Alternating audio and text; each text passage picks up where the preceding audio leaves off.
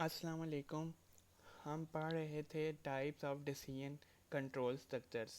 Previous lecture में हमने पढ़ा सिंपल इफ़ और इफ़ एल्स। आज हम पढ़ेंगे एल्स इफ़ या इफ़ एल्स इफ़ भी इसको कहते हैं।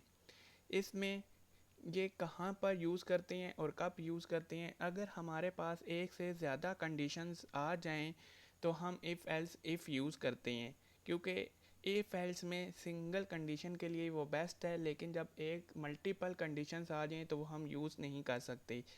इसका सिंटेक्स क्या है? If condition block one, else if block two, यानी सो ऑन। इसी तरह हम एल्स इफ़ करके कंडीशन और उसके अंदर करली ब्रैकेट में उसकी स्टेटमेंट्स लिख देते हैं। जिस तरह इसका ये फ्लो चार्ट है, condition one statement one, condition two statement three, यानी सो ऑन एन तक अकॉर्डिंग टू योर प्रोग्राम के प्रोग्राम में हमने करना क्या है। लेकिन इसमें एक बात याद रखनी है, मैनी ऑप्शंस होती हैं लेकिन only one block of statement should be executed on the base of condition, यानी सिर्फ एक ब्लॉक एग्जीक्यूट होता है। ये चीज़ इसमें ज़हन में रखनी है। ऑल दो हमारे पास मल्टीपल कंडीशंस होती हैं। अब इसके प्रोग्राम्स हम देखते हैं। सबसे पहले है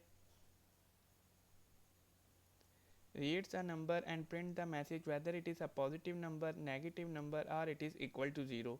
अब देखें हमारे पास मल्टीपल कंडीशंस आ गई हैं। स्टेटमेंट को अगर हम गौर से पढ़ें, प्रोग्राम को सॉल्व करने से पहले प्रोग्राम की स्टेटमेंट को अच्छी तरह पढ़ें, आपको इसका सलूशन मिल जाएगा। देखें सिंपल सा सलूशन है कि वो कह रहा है कि हमने एक नंबर रीड करना है और मैसेज देना है कि ये पॉजिटिव नंबर है, नेगेटिव है या इक्वल टू ज़ीरो है। तो सबसे पहले हमने एक एन नंबर लिया। बाकी आपको ऊपर वो स्ट्रक्चर समझ आ गया है कि वो वैसा ही लिखना है। इन 10 सी आउट इंटर अ नंबर, ये हमने यूज़र से वैल्यू ली, सी इन के जरिए हम यूज़र से इनपुट लेते हैं। सी आउट वही चीज़ जो कर्ली ब्रैकेट में लिखी हो उसी तरह प्रिंट हो जाती है। बैक स्लैश एन मीन हम एस्केप सीक्वेंस यूज़ कर रहे हैं कि नेक्स्ट लाइन में आ जाए। अब कंडीशन देखें, if n greater than zero तो एन पॉजिटिव नंबर है, अगर n less than zero negative number है। टोटल हमारे पास तीन कंडीशन थी और एल्स में हमने लिख दिया इक्वल टू ज़ीरो। उधर कंडीशन लगाने की हमें ज़रूरत नहीं है। तो ये था सिंपल सा प्रोग्राम। इसी तरह एक प्रोग्राम है कि हमने ग्रेड प्रिंट करना है according to the given scheme, यानी कि अगर नंबर इनके बीच में 80 से 100 के तो ए ग्रेड प्रिंट हो, अदरवाइज बी हो, सी हो, डी ओ और एफ़ हो जाए। तो इसी तरह अब हमने करेक्टर जब लेते हैं तो वो ग्रेड जो होता है वो करेक्टर फॉर्म में होता है। उसकी डाटा टाइप हमें करेक्टर रखनी पड़ेगी। मार्क्स हमेशा इंटीजर में होते हैं, तो इंटर मार्क्स, सीन मार्क्स। अब आगे कंडीशंस हैं, if mark greater than equal to 80 grade equal to A, else if grade equal to 70, यानी else if mark greater than equal to 60 grade C. इसी तरह grade D else grade F.